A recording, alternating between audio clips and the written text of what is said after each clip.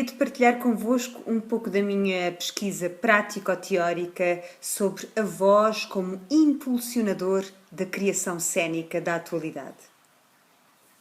Adriana Cavarero, neste livro que na sua tradução para inglês se chama For More Than One Voice, de 2005, diz-nos na página 12: The voice is sound, not speech.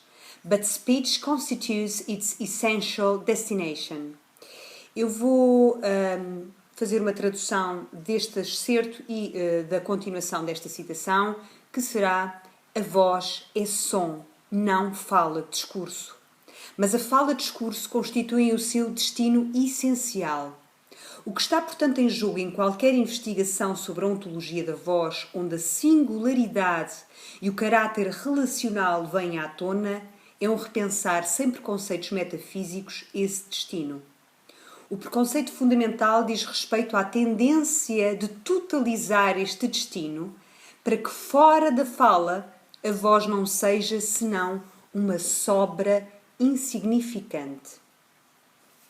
Esta citação, esta ideia trazida por Cavarero de que a voz tem um significado ontológico para além do que é dito e de que é uma marca da singularidade daquele que emite e de que esta materialidade sonora, independentemente de conter um significado semântico, vaticina muito sobre aquele que profere ou vocaliza e de que, portanto, há uma pluralidade de sentidos no gesto vocal, já tinha sido enunciada anteriormente por alguns dos teatrólogos que lidaram com a realidade concreta do som naquela que tradicionalmente é considerada a arte da palavra, o teatro. É precisamente contra esta ideia enraizada no teatro ocidental, na associação da cena à palavra, que Antonin Artaud se insurge. Neste livro, O Teatro e o Seu Duplo, bem conhecido, diz-nos na página 36-37. Por que razão é que no teatro, pelo menos no teatro como o conhecemos, na Europa ou melhor no Ocidente, tudo o que é especificamente teatral, ou seja, tudo o que não pode ser expresso pela fala, pelas palavras ou, se preferem, tudo o que não está contido no diálogo, é relegado para segundo plano? O diálogo, algo que é falado e escrito, não pertence especificamente ao palco, pertence aos livros, o que se prova pelo facto de em todos os manuais de história literária se reservar um lugar para o teatro como um ramo acessório da história da linguagem falada. Portanto, a voz pode ser um material de expressão artística para além da sua função na comunicação oral. Mas e se retirarmos as palavras? O que podemos fazer deste material sonoro tão complexo, tão ligado ao ser e ao corpo, e ao mesmo tempo que o transborda, que passa para lá dos seus limites físicos?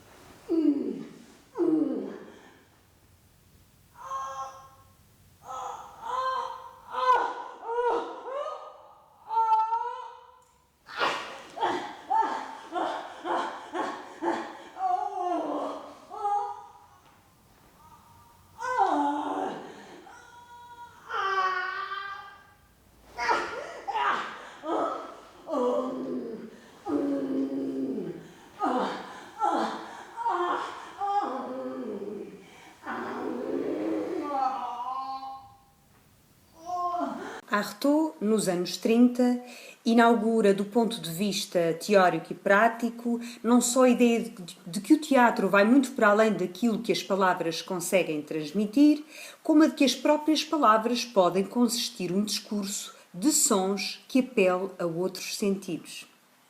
É, aliás, aos sentidos que, segundo Artaud, a linguagem da cena se deve dirigir, formulando uma linguagem própria, concreta, que é independente de um discurso literário. Artaud estabelece mesmo dois tipos de poesia, a dos sentidos e a da palavra. Diz-nos no mesmo livro, na página 37 e 38, afirma que o palco é um lugar físico concreto que deve ser preenchido e a que se tem de dar uma linguagem própria, concreta. Afirmo que esta linguagem concreta destinada aos sentidos e independente do discurso tem de primeiro satisfazer os sentidos. Afirmo que há uma poesia dos sentidos e outra da linguagem e que esta linguagem física, concreta, a que me refiro, só é verdadeiramente teatral na medida em que os pensamentos que exprime estiverem para além do alcance da linguagem falada. As palavras também têm possibilidades como sons. Têm a faculdade de criar uma música por si, conforme a maneira como são pronunciadas, independente do seu significado concreto, ou mesmo esbatendo neste significado, de criar sob a linguagem uma corrente subterrânea de impressões, correspondências e analogias. Por isso, neste teatro que Artaud propõe, os efeitos sonoros são constantes, sons, ruídos, gritos são escolhidos pela sua qualidade de vibração, depois pelo que representam. Diz-nos isto na página 80 e na página 39 diz-nos opondo-se a uma ditadura exclusiva da fala.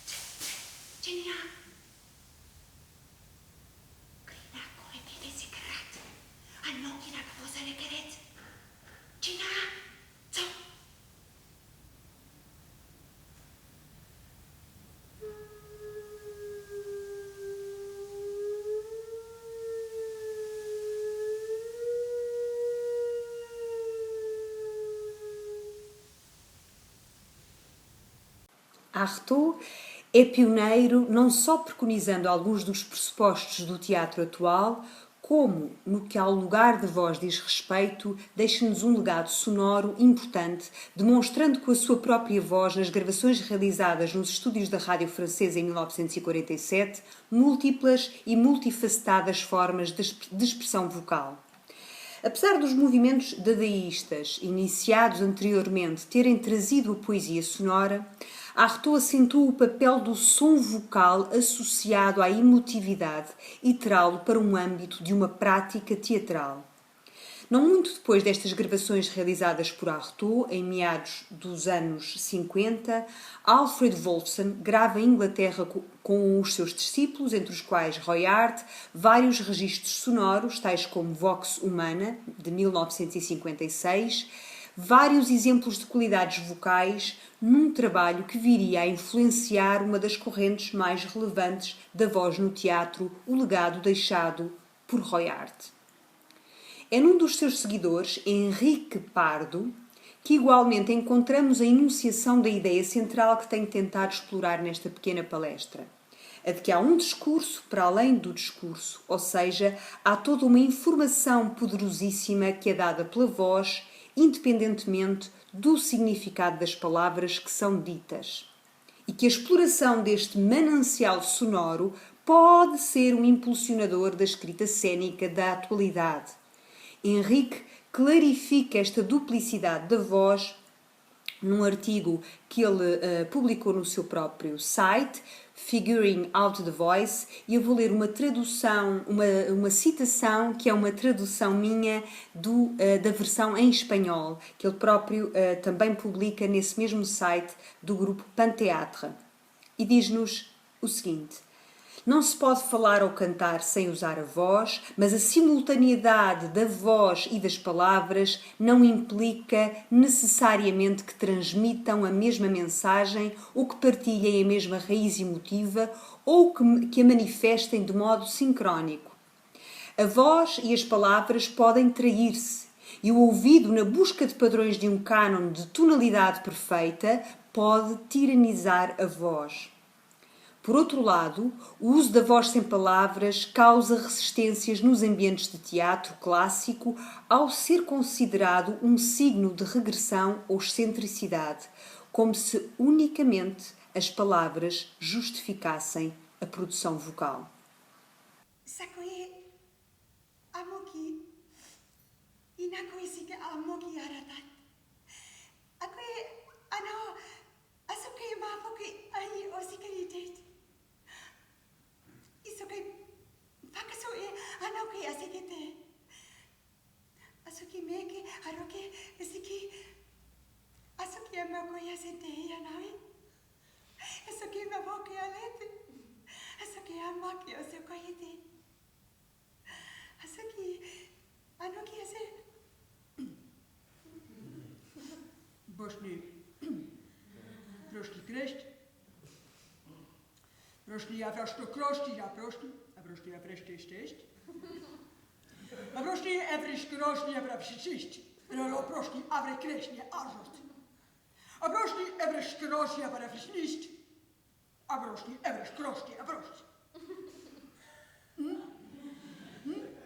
Bošni evriš? Bošni evriš ja prošli krešt. Bošni evriš ja prošli krešt. Bošni evriš ja prošli krešt. Bošni evriš ja prošli krešt. Bošni evriš ja... Ako je si jane, ako je si ko...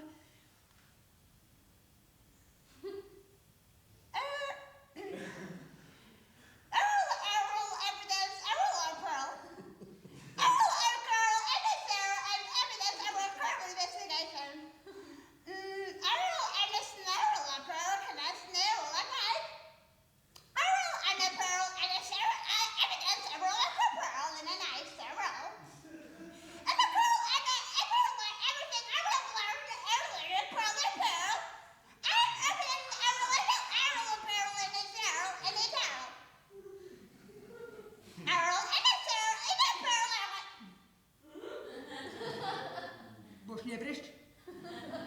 Bošni evriš ja krošni ja prašti. Bošni evriš kira prošli evriš i kroš. Ako je... Asuki ameke aroke si kitene. Ako je... Anoke si avoi... Bošni evriš? Bošni evriš? Bošni evriš kira prošli evriš u grob evriš.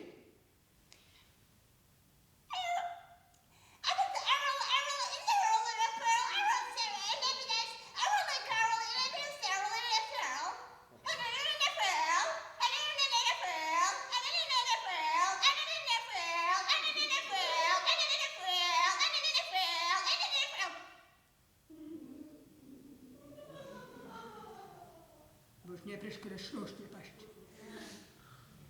Bošni evriš kira prošli evriš ništi. Bošni evriš kira što prošli, a prošli ja prošli krošni evriš ništi. To prošli. Bošni evriš kira prošli evriš ništi.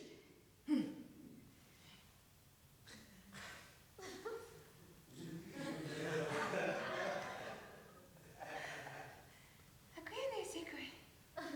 Amoke... Isika no ja okoli ja si joj. Asuki... Ako ne avokasi kori te ja oko je te. Asuki ja pujikano. Ako je si...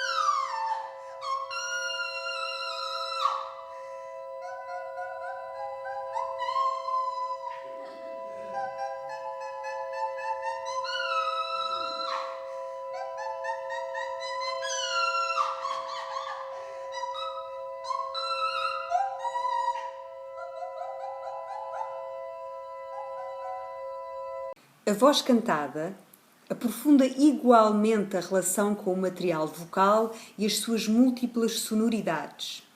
Há uma grande variedade de tipologias de canto consoante o estilo musical ou a colocação de voz, como definiu a investigadora vocal Jo Estill. Nesta multiplicidade e apesar do protagonismo que a voz tem em alguns estilos musicais, a qualidade da voz fica muitas vezes subordinada ao contexto musical que lhe dá suporte. Desde o início do século XX, com os diversos movimentos originados na dita música contemporânea, com a ruptura das estruturas tonais, a voz foi também alvo de um grande experimentalismo. Compositores como Luciano Berio desconstruíram muitos paradigmas da arte vocal, nomeadamente na voz de Kathy Berberian.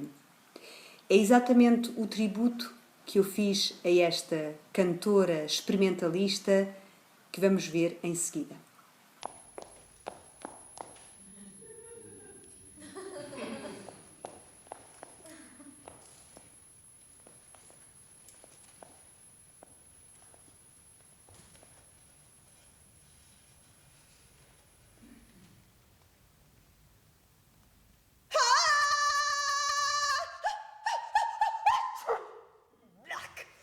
Blomp, blomp, bang. L'amor non sorrebbe che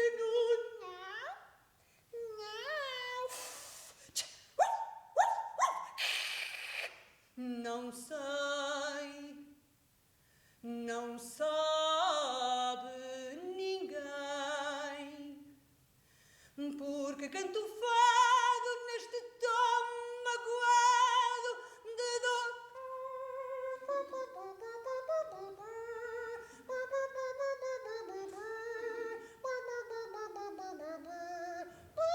Tic, tic, tac, toing. She's got a ticket to ride.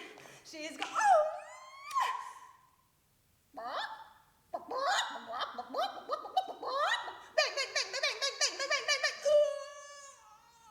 Som, som, som. Whee! I've got you under my skin. I've got you dipping ahead of me. Stomp, stomp.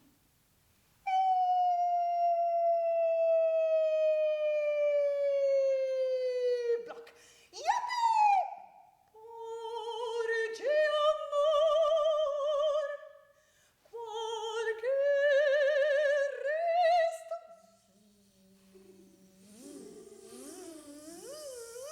Bang!